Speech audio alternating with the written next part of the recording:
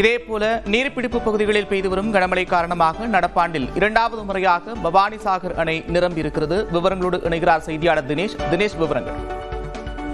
வணக்கம் நந்தா. ஈரோடு மாவட்டத்தில் குறிப்பாக கடந்த 2 தினங்களாகவே கனமழையானது பெய்து வருகிறது. இந்த நிலையில் மேட்டுப்பாளையம் மற்றும் நீலகிரி மாவட்டத்தில் பெய்து வரும் கனமழை காரணமாக பில்லூர் அணை முழு கொள்ளளவை எட்டி உபரி நீரானது திறக்கப்பட்டுள்ள நிலையில் பவானிசாகர் அணையானது நடப்பாண்டில் 2வது முறையாக 102 அடியானது முழு கொள்ளவை எட்டியுள்ளது.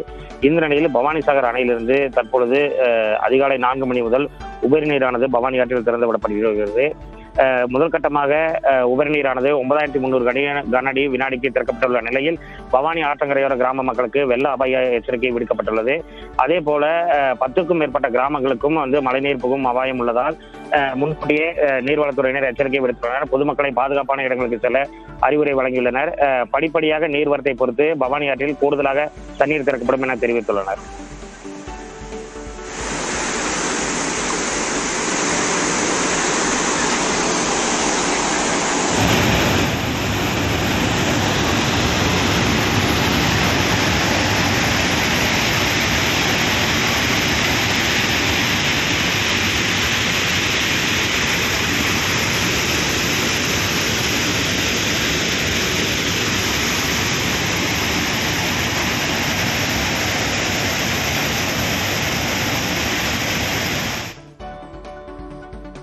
நடப்பாண்டில் இரண்டாவது முறையாக பவானிசாகர் அணை நிரம்பியிருக்கிறது. விவரங்களை செய்தியாளர் தினேஷ் வழங்க கேட்டும். விவரங்களுக்கு நன்றி தினேஷ்.